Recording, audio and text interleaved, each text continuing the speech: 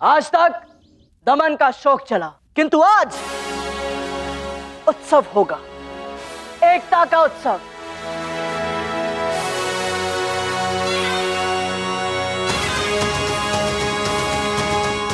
इस एकता के उत्सव को आरंभ किया जाए।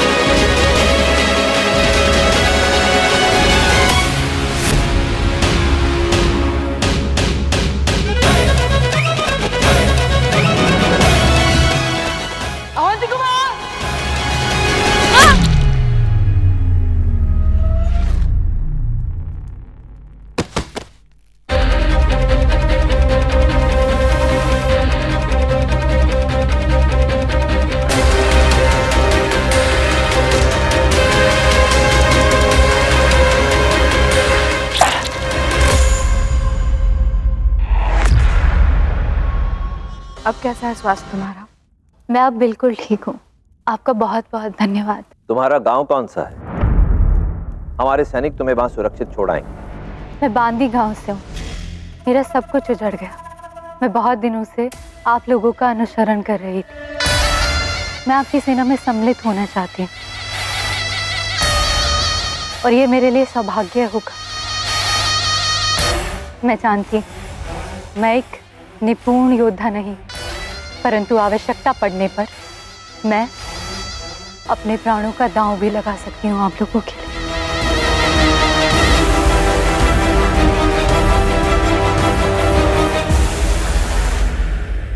हमारे लिए हर सहयोग स्वागत योग्य है, किंतु पहले तुम अपना स्वास्थ्य ठीक कर लो, फिर हम देखेंगे कि तुम हमारे किस काम आ सकती हो। आओ चंद्रगुप्त।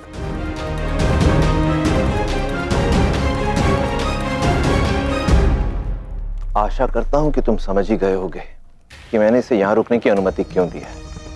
आपकी नीति स्मरण आचार्य। मित्र को पास रखो और शत्रुओं को और भी पास।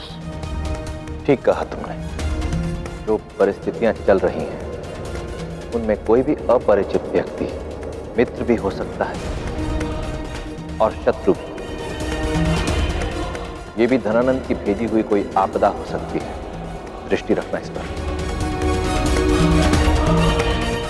धनानंद, अब तुम्हारी कोई भी चाल हमारे अखंड भारत को एक होने से नहीं रोक सकती।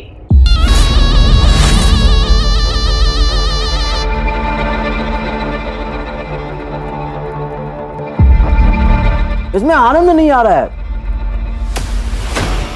किसी सामग्री की कमी है इसमें।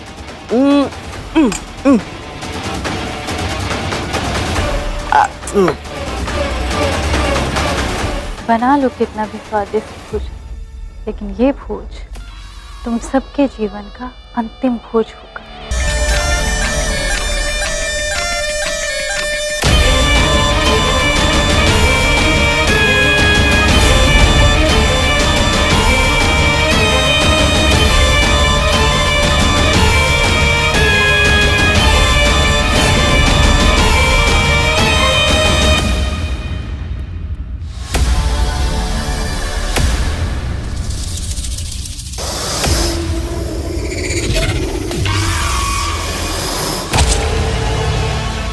एक विष कन्या के रक्त की एक ही बूंद 100 नागों के विष के बराबर होती है। अब तुम इस विष से नहीं बच पाओगे चंद्रगुप्त।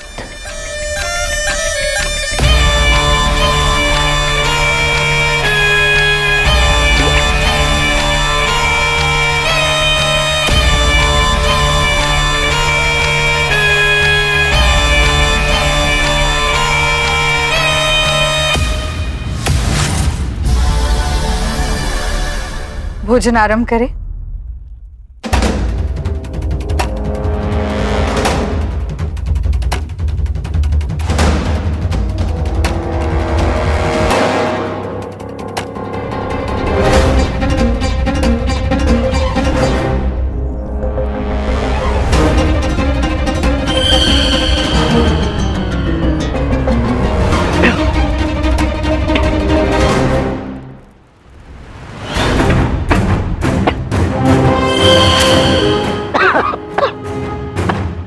चंद्र, चंद्र, क्या हुआ? खाना खाते तुम खांसने क्यों लग गए? चंद्र, कोई बात नहीं, 2 घूंट जल पी लोगे, ठीक हो जाओगे। नहीं मोरा, अब चंद्रगुप्त को कोई नहीं बचा सकता।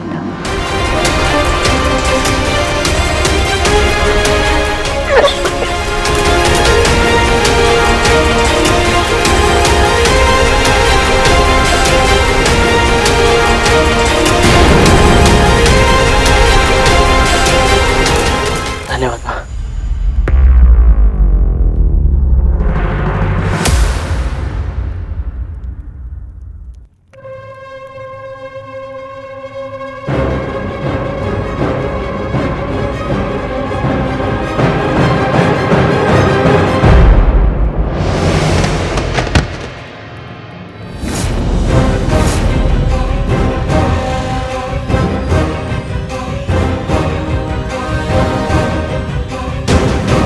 मनसा, क्या हुआ तुम्हें?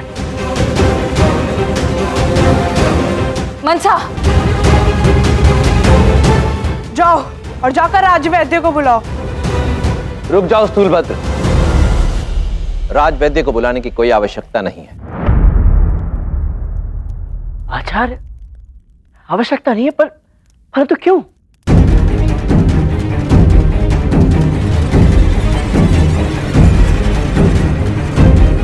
उपचार की आवश्यकता उसे होती है चंद्रगुप्त जिसे विषधर ने डसा हो, स्वयं विषधर को नहीं। अर्थात यह एक विष कन्या है।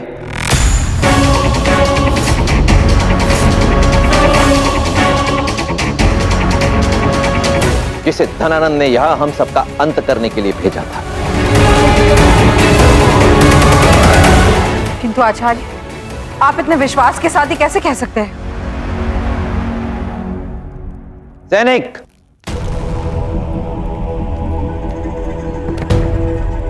महारानी, ये वही बाण है जिससे मनसा आहत हुई थी।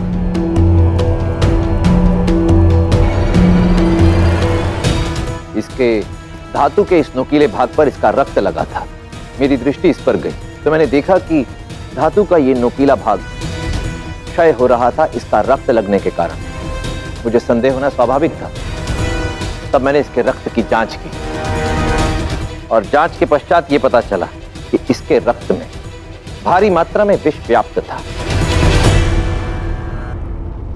उसके पश्चात भी यदि कोई संदेह शेष था तो वो आज इसने स्वयं दूर कर दिया। मैंने स्वयं अपने नेत्रों से आज इसे इस भोजन में अपना विषैला रक्त मिलाते हुए देखा। आचार्य, हमें इसे बचाना होगा। जो भी है आचार्य, हमने इसे अपने महल में आमंत्रित किया था। ये हमारे शरण में है और शरणार्थी के प्राण नहीं लिए जाते, उसकी रक्षा की जाती है।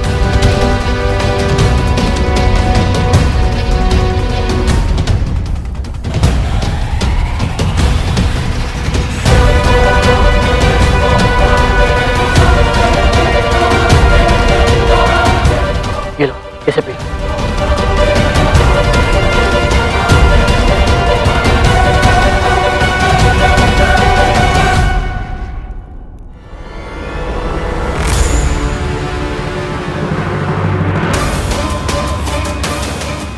मनसा, तुमने जिसके प्राणों को हरने का प्रयास किया उसी ने तुम्हारे प्राणों की रक्षा की है। अब ये तुम्हारा चयन होगा कि तुम्हें धनानंद का साथ देना है या चंद्रगुप्त का।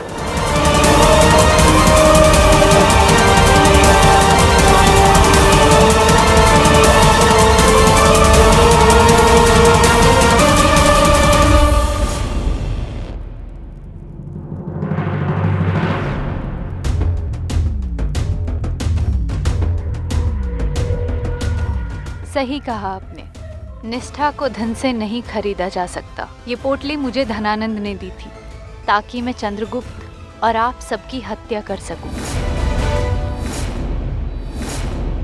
मैं एक विष कन्या हूँ और विष कन्या होने के नाते पैसों के लिए लोगों की हत्या करना मेरा कर्म है। परंतु चंद्रगुप्त ने मुझे ये आभास कराया कि इस संसार में सब कुछ धन नहीं होता, सर्वोपरि मूल्यवान होता है सम्मान। और ये जानते हुए भी कि मैं यहाँ उनकी हत्या की मंशा से आई हूँ, उन्होंने मुझे जीवन दान दिया। और इसी व्यवहार ने मुझे चंद्रगुप्त और धनानंद के मध्य का अंतर स्पष्ट कराया।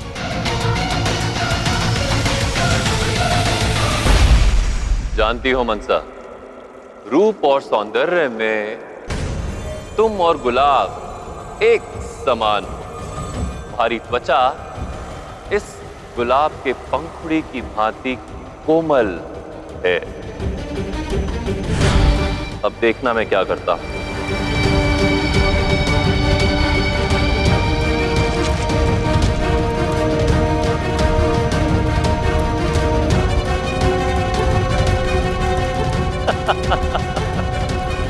अब यदि तुम चंद्रगुप्त को मारने में सफल नहीं हुई तो तुम्हारी ये कोमल त्वचा भी इसी गुलाब की भांति हो जाएगी। मैं जानती हूँ कि आपको मुझ पर विश्वास करने का कोई कारण नहीं है चंद्रगुप्त, परंतु अगर आप मुझे अवसर दें तो मैं आपके लक्ष्य के लिए उपयोगी साबित होंगी। मुझे अपनी निष्ठा सिद्ध करने का एक अवसर चाहिए।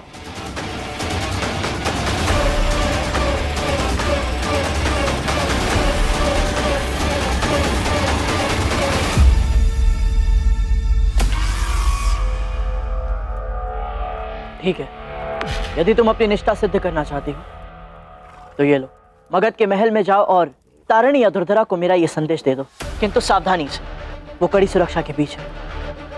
और क्योंकि तुम अपने कर्म से अपनी निष्ठा को सिद्ध करना चाहती हो तो संदेश मिलने की पुष्टि हेतु दुर्धरा या तारिणी की कोई वस्तु ले आना, ताकि मैं संतुष्ट हो सकूं कि उन तक मेरा संदेश पहुंच गया है। ठीक है?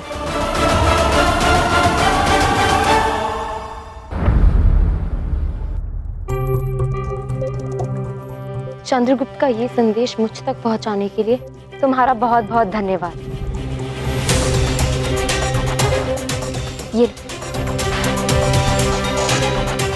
ये वो निशानी है जो चंद्रगुप्त ने मुझसे मांगी है।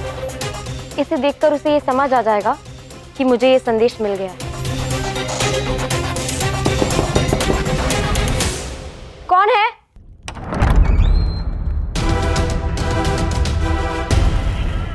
तारिणी।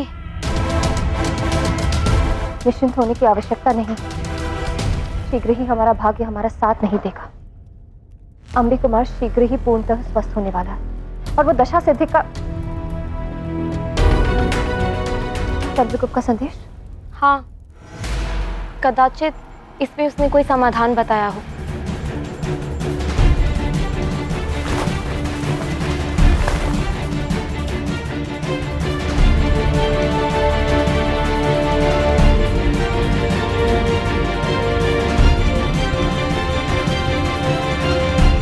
अर्थात अंबी कुमार और दशा सिद्धिका, एक ही बार से हम उन्हें अपने मार्ग से हटा सकते हैं, किंतु शीघ्रता करनी होगी। प्रतीत होता है धनानंद महल से बाहर जाने वाला है और हमारी योजना के अनुसार अंबी कुमार का अंत धनानंद को स्वयं देखना होगा। सम्राट, जब आप जानते हैं कि इन बच्चों को आपके महल में लेकर जाना है और आपने इतना समय लगा दिया। सम्राट, मैं तो आपका रथ सज्ज कर रहा था। ना, ना, मैं आपके इस उत्तर से संतुष्ट नहीं हूं। कदाचित इस महल में आपकी कोई गुप्त प्रेमिका है जिससे विदा लेने आप गए थे। नहीं सम्राट, मैं तो अब इन बच्चों को आप नहीं, मामाते। जी मामई।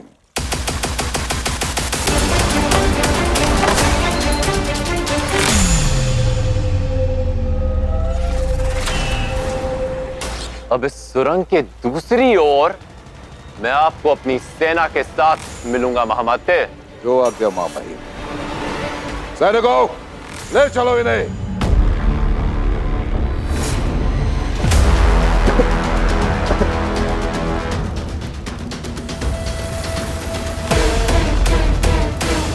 सैनिकों, सैनिकों, बचाओ मुझे।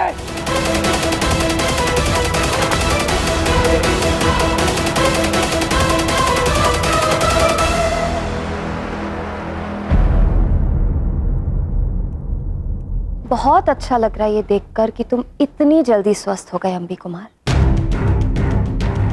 किंतु दुख इस बात का है कि धनानंद ने तुम्हारी किसी भी बात पर विश्वास नहीं किया। मैं जानता हूं तुम सम्राट धनानंद की शत्रु हो और मैं तुम्हें जीवित नहीं छोड़ूंगा।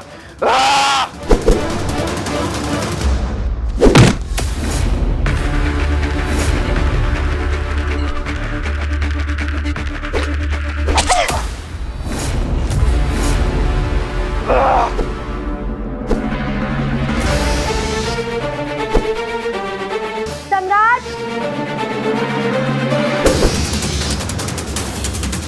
सम्राट, सम्राट, दुर्धरा, सम्राट, सम्राट कहाँ है? मुझे उन्हें ढूंढना होगा। सम्राट एक महत्वपूर्ण कार्य में व्यस्त हैं। मुझे बताओ क्या हुआ? वो तारिणी, क्या हुआ? उसके प्राण संकट में है। मुझे उसके पास ले चलो। चलिए।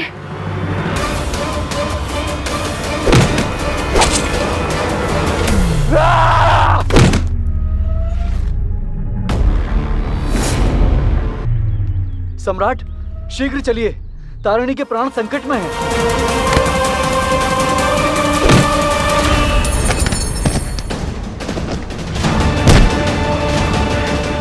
तुम बहुत बड़ी भूल कर रहे हो, मुझे जाने दो।